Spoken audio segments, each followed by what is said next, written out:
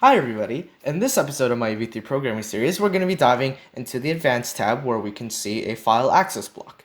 This block is basically the same version of a variables block, except it can be used to store text, it can be used to store numbers, arrays, all that good stuff, and it can be saved not just inside your program and has to be reset up every single time you run it, but can also be used to check your values in a program. It can be used to export to other projects, etc. And it's an extremely useful tool to have.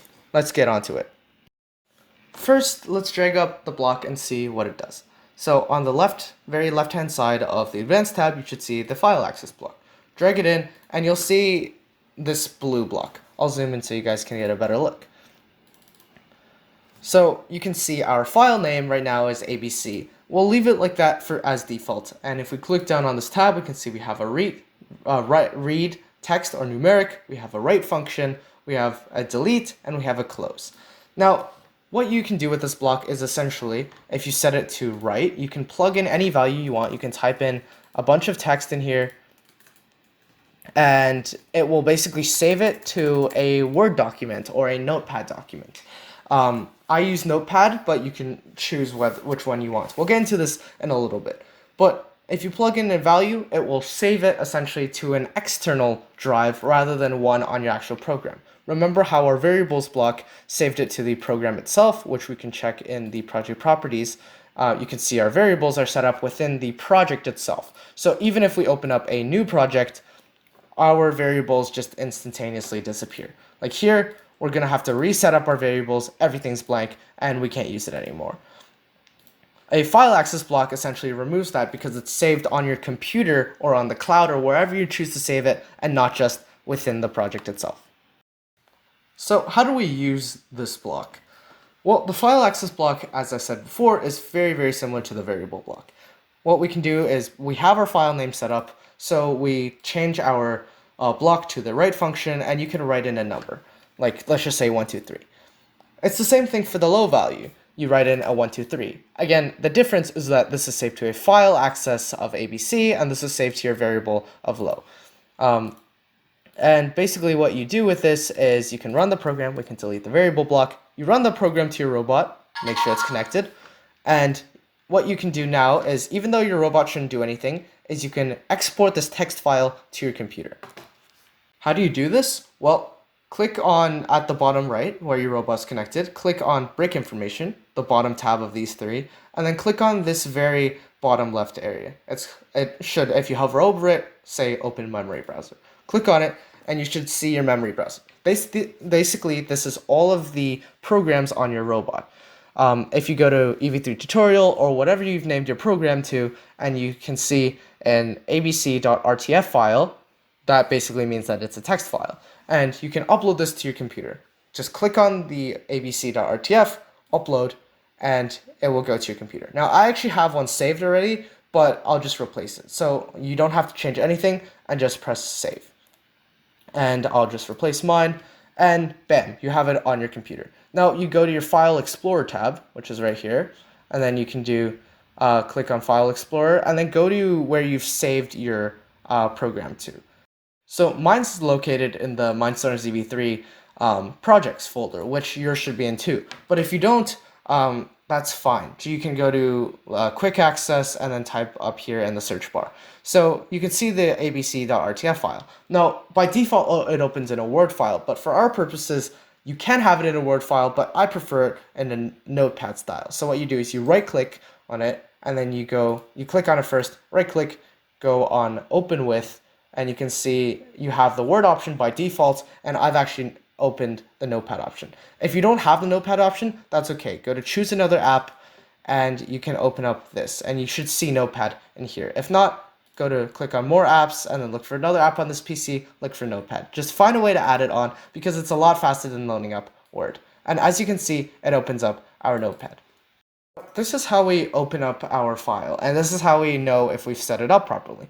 That being said, let's go back into the program and see how we can actually make this consistently work. So the first thing I want you to do is actually delete this text file. I don't want you to have it anymore. Try to make a new one that has a different name on it. I don't know, something like test or something, and type in a value of 1, 2, 3.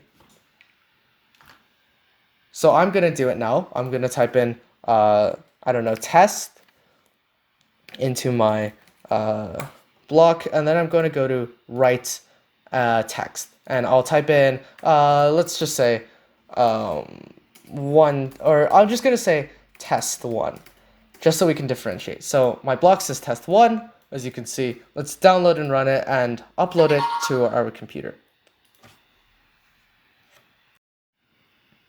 So you might be thinking, well, this block seems pretty simple. Why would I ever use the variable block?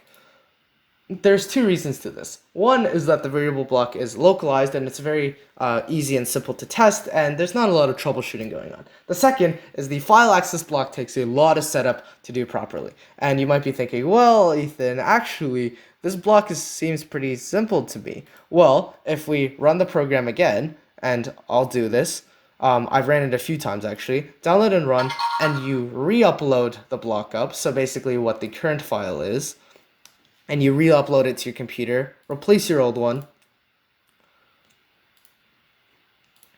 and you go to your file explorer, open up what you have,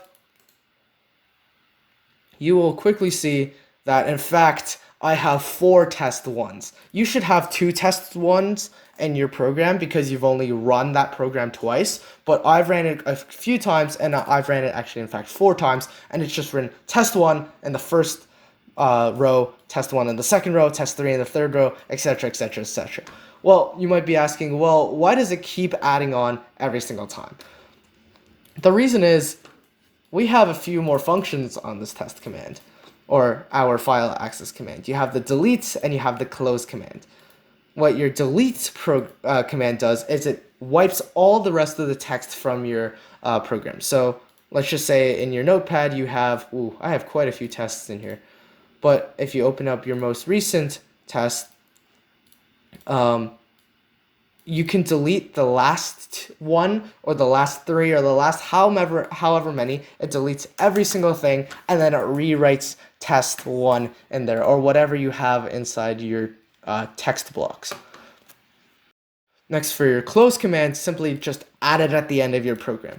Sometimes your file can be corrupted. Just close the program so nothing can mess with it outside of the program, and also just close it, honestly, because it's always good to have that close command, because I see what a lot of programmers do with the text command is they make a long program, their thing isn't saving properly, they freak out, and the only reason is because their file is corrupted because they haven't closed it properly. Now if we run this program and we open our notepad file and we replace it, we can see that, give me a second here, we should see that test has cleared itself or its previous iterations again, and if we open it, we should see just a single test 1, and there we go, perfect. Remember how our old test had 4 values that said test 1, or in your case 2? That's all gone because we've deleted it on the first try.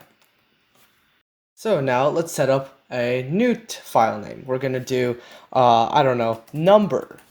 And make sure to rename all the rest of your files number as well, because what the file access block, where it's different from the normal variable block, is that you don't have actually a drop-down menu of selections. Rather, you have to type in the actual file name itself. It's saved on your computer as that file name, it's read by the program as that file name, and it's written into by the program as that file name. So every single time, double check capitals, every little small thing, even a small typo can mean you save your thing into the wrong program and you can never find that number again. Do the same thing, run your program, and be sure to export your new file number into your computer. So I'm going to do that now, upload, and let's go here, click on number, open it up basically. And we can see our 1, 2, 3 is perfectly saved in there. We can be sure that it's deleted every single time, and we can use this number now. So I want you to take the close out because we'll put it at the end of the program, but now we can use the read function of this block. And what you do is you go to read, and since we have a numeric, let's go to numeric. So this will read the first line in your code. And therefore it's going to read the number 123. And if we want to display this as something, we can go to our display block, change it to, we can change it to text, go to pixels, why not? And then you want to click on Mindstorms and change it to Y. This is going to display your number onto the screen. We can set X to 0 and Y to 0 for now. And then lastly, we want to close the file. And before we finish up, we're going to add a wait for brick button press right here. And voila. Let's run this program and look on your the screen of your EV3 brick. So let's see, if we open this program, we will see our 123 pop up on the screen perfectly. Yep. And we have it to X as 0 and Y to 0 as we wanted it to. So I see no problem here. Our file is set up properly, we can read our numeric values, everything is good. Thank you everybody for enjoying my last episode of the basics of EV3 tutorial. In the next video, I'll be bringing up sample problems for you to solve, and I'll be guiding you through the steps of a basic line follow. Until next time, bye bye.